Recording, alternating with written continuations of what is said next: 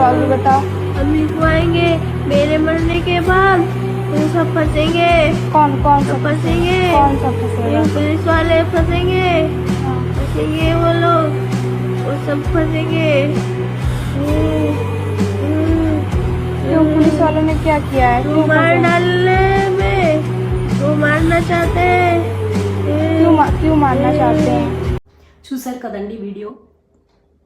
రాజస్థాన్లో గంగానగర్ అనే ప్రాంతంలో 13 ఏళ్ల బాలిక ఒక అమ్మాయిని రిక్షావాడు ఒకడు, ఆటో నడుపుకునే వాళ్ళు ఉంటారు కదా వీళ్ళు, అతడు తీసుకెళ్ళి ఒక హోటల్లో విక్రయించాడు.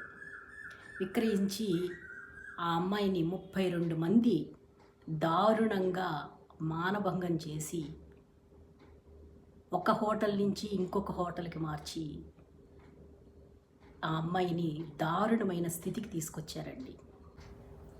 జూన్ 18వ తారీఖున ఈ బాలిక స్కూల్ నుండి ఇంటికి వెళ్తూ ఉంటే ఒక ఆటో రిక్షా అతను ఇంటి దగ్గర నేను దించుతానని బ్రతిమలాడి ఆ అమ్మాయిని ఆటో ఎక్కించుకున్నాడంట.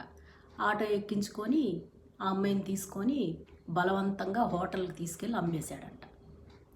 ఆ అమ్మేసిన తర్వాత ఆ అమ్మాయిని రకరకాల హోటల్ మార్చి 32 మంది దారుణంగా మానభంగం చేశారు. ఆ అమ్మాయి హాస్పిటల్లో నొప్పితో అల్లాడిపోతూ పోలీసులకి స్టేట్మెంట్ ఇస్తుంది. ఏమిటండి ఈ విచిత్రమైన పరిస్థితి? ఎటుపోతుంది ఈ లోకం? అసలు ఏం చేస్తున్నారు ఈ మనుషులు? ఏమైపోతుంది ఈ సమాజం? పైగా అరిచినప్పుడల్లా ఆ అమ్మాయికి మద్యం తాగించి ఆ అమ్మాయి నోరు మూయించారంట. ఇందుకు కాను ఆ బాలిక తల్లిదండ్రులు పోలీస్ స్టేషన్లో రిపోర్ట్ చేస్తే పోలీసులు వెళ్ళి వాళ్ళని పట్టుకొని పోలీసులు ఆ అమ్మాయి చేత వాంగ్మూలం తీసుకొని ఇప్పటికి 12 మందిని అరెస్ట్ చేశారు. అలాంటి హోటల్స్ని బుల్డోజర్లతోటి పడగొట్టేశాడు.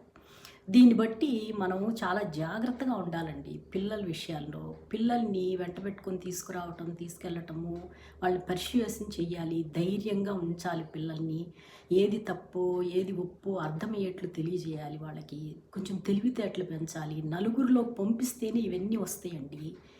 నలుగురితోటి కొంచెము చుట్టాల్లో వాళ్ళల్లో కలుపుతూ ఉంటే ఇలాంటి తెలివితేటలు వస్తాయి. ఎవరు చెడ్డవాళ్ళు ఎవరు మంచివాళ్ళు అర్థమవుతూ ఉంటుంది. ఒంటరిగా పెంచామనుకోండి పిల్లల్ని, ఎదుటివాడు చీట్ చేస్తున్నాడా మంచిగా చెప్తున్నాడా వాళ్ళకి అర్థం కాదు. అందుకని పిల్లల్ని జాగ్రత్తగా పెంచుకోండి, జాగ్రత్తగా ఉండండి. సమాజం బాగోలేదు, పరిస్థితులు బాగోలేదు, ఆడపిల్లలకి రక్షణ లేదు. ఏం చేస్తాం? జాగ్రత్త పడాల్సిందే కదా. అలాంటి చిన్న బాలికల మీద అత్యాచారాలు చేస్తే పోక్సో చట్టంలో బాగా గట్టిగా కఠినమైన చర్యలు తీసుకొని వాళ్ళకి కఠినమైన శిక్షలు వేస్తే కొంచెం ఇలాంటివి ఏమన్నా తగ్గుతాయేమో. అది కూడా చెప్పలేమండి, చాలా కష్టం.